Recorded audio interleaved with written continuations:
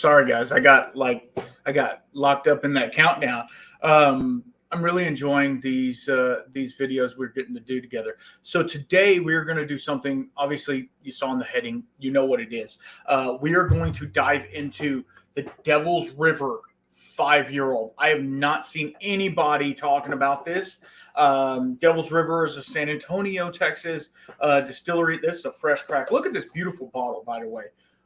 This comes in this really cool package. We're going to pop it open right now.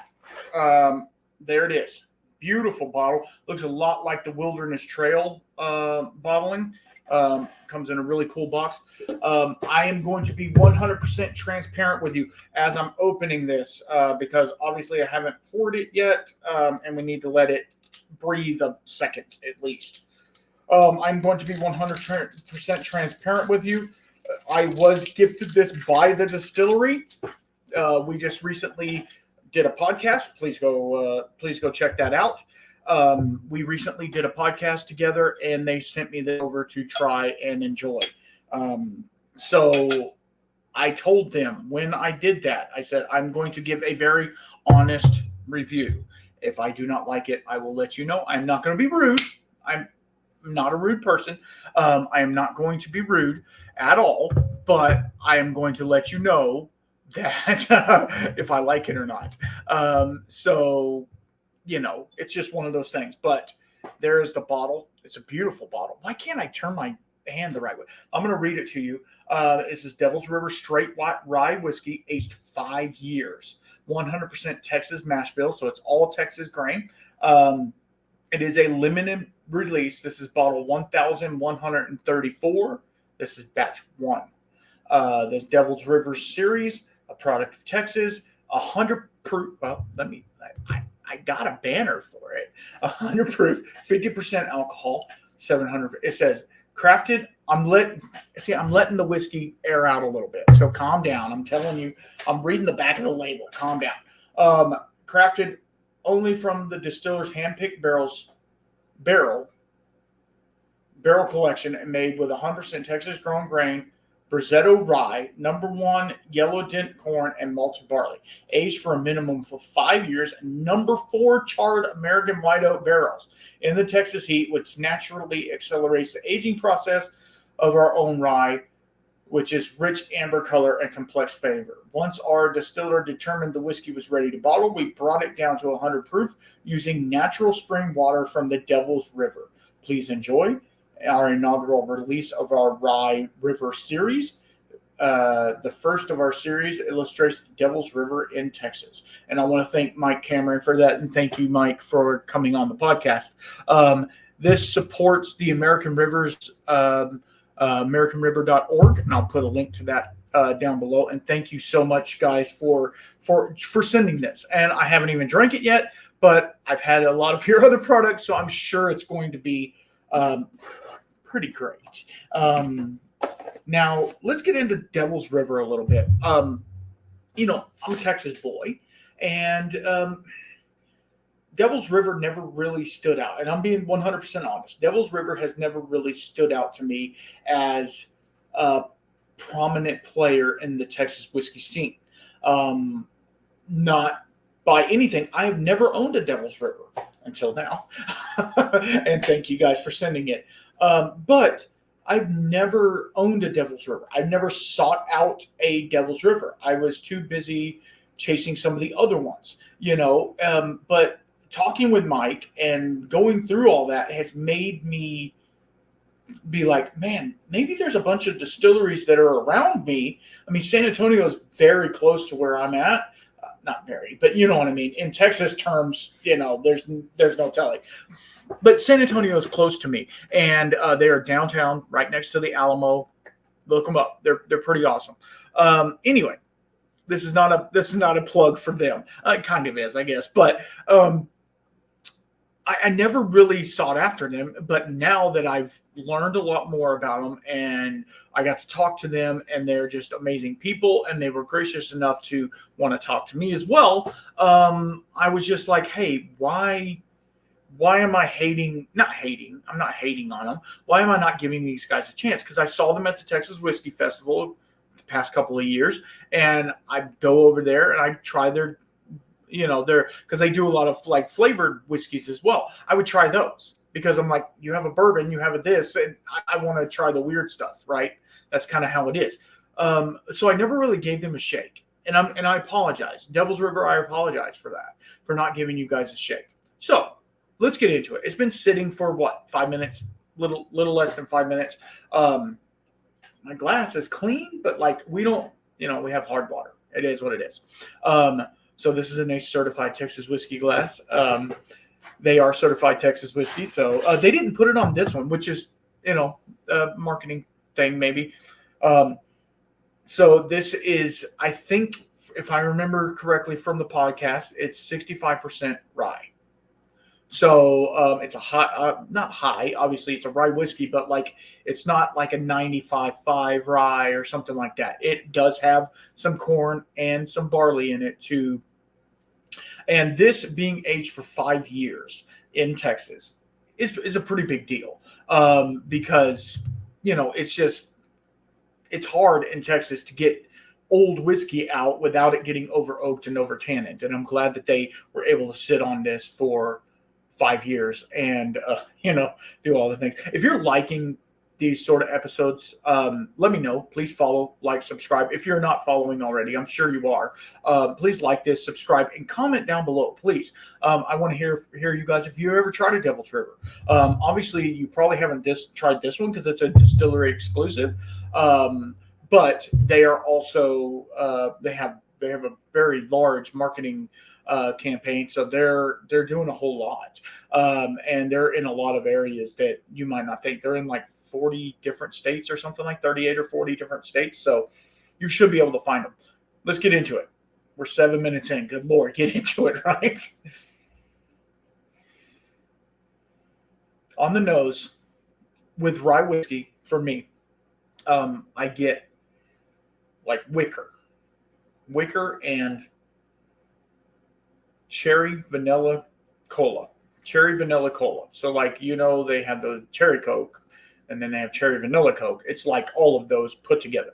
But when I say wicker, I mean like the actual wood of the wicker. Like it has like a varnish or a paint or something on it that smell. Like when you walk into a Pier 1 Imports, and I was just talking about this the other day, when you walk into a Pier 1 Imports, that smell, it's kind of pulpery, but then it's also wicker because they used to have Papasan chairs and all those things. I don't even know if Pier 1's even a thing. It's showing my age, obviously.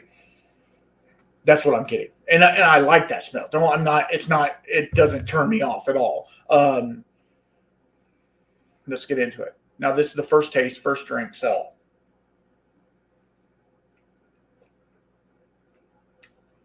We're just going to let that one go. One thing I will say on the back end after you finish, it hits you way back here at the back of your tongue, I guess where your tongue goes down to your throat, which is so gross. If you really think about it, your tongue is like really that long, Anyway, it hits you way back there. Okay. I'm going to give it another go. And then I will pause. I will go through it. I'm going to add a little water. Speaking of water, while we wait, we hydrate, right? Shout out Stale Cracker. I don't know if y'all follow him. He's a weirdo. No, he's all right. He's all right. For a couillon.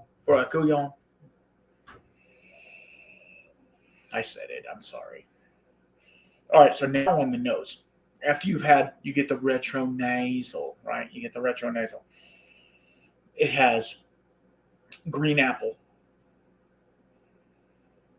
And a little bit, like we used to have a fig tree in our yard. We don't anymore. I've tried to plant figs out here at our house multiple times, and they won't grow or something keeps getting into them. We used to have a fig tree. And whenever those figs would get super ripe, my son, when he was young, he would go out there and just pick them right off the tree and eat them. Whatever. Do you know they're made by a bug, right? Anyway, it's really weird. But they would get super ripe, but like the smell of the fig tree I know that's a smelling note that most people aren't going to get, but I'm getting that. It's almost like it's a floral note, but like it's really fruity, but it's also like syrupy at the same time, because like when those figs get ripe, they start turning brown, and they start drooping on the vine. And when they do that, then you get bees. Well, when I know it's time to pick the figs, when there's starting to be bees around, because you want figs ripe. You don't want to wait and eat them early or something like that. You want figs ripe. My wife made some fig preserves out of it. Oh man, they were so good. But I'm getting that fig floral, maybe a little raisin, the dark raisins, not the golden raisins. Yeah, I mean, it's. Let's get into it again.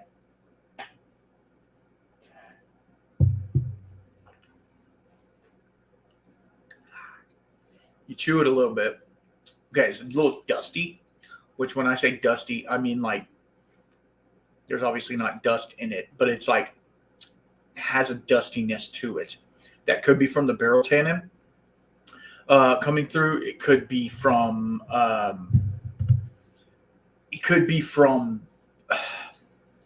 the corn. Sometimes corn presents its dustiness. Okay. All right, so I'm going to pause. I'm going to go back through this. Thank you again to the sponsors of this show, my podcast, all that.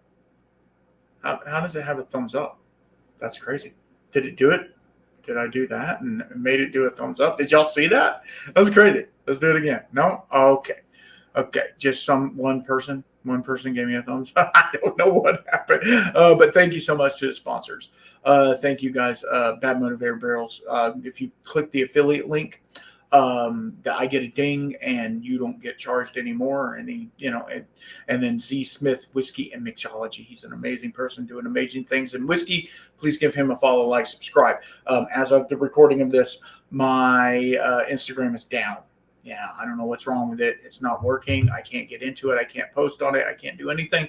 So please if you need to reach out to me, Whiskey Shaman Podcast at Gmail, or I have a Facebook group if you want to hook me up there, or on YouTube, obviously. So I'm going to pause real fast. I'm going to go through this whiskey again, and then I'll come back and tell you my true review of it. Do I like it? Do I not? Does it suck? Is it good? We're going to get into it. All right. So I went through it again. There's like a drop in there. I can still taste it lingering on my tongue. My 100% truth. This is truth, okay? This is a exceptional rye. Rye I'm really trying to get into, but this one, to me, proofing it down to 100 proof. I don't know what it was like at cast strength, but it still has, like, I'm gone. I've finished it for a second. Other than that little bit, I can feel right up underneath the old mustache. How you like it? It's coming in real good. Right up underneath it on the back of my lip, it's burning a little bit. Not burning, but and then all around the top of my tongue, I can still taste it. And it's giving me cardamom. It's giving me not dill, but maybe a little bit of eucalyptus, a little bit of mint. I mean, in a rye whiskey, that's what you want. You want these things in there. So I would tell you personally, and this is just personally, and this is no, I was given the bottle. Yes, I was given the bottle as a media sample, as a friendly gesture from the distillery. But I told them I was going to give them an honest review, and this is an honest review. It is great.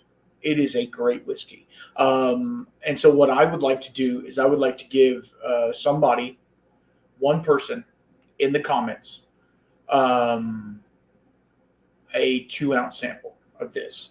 I would love to do that because I want you guys to try it, and I want you to tell me what you think. And sharing is caring, as you well know. And thank you, Devil's River, for sending me this. You didn't have to, obviously, but I'm glad you did. I will really enjoy this. This is a limited release, so I don't really want to put it in a cocktail, but I kind of want to put it in a cocktail. I want to see if it holds up to the makings of an old fashioned.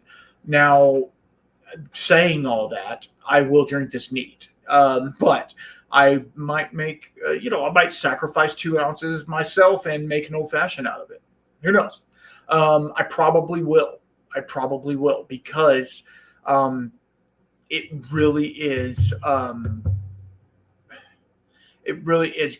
It's good. It's good. It has this thing on it now, and I'm like 5 minutes after that. It's a minty coolness in your mouth, and I really enjoy that. I'm not going to have another pour, but I could have another pour of this, and it's really good.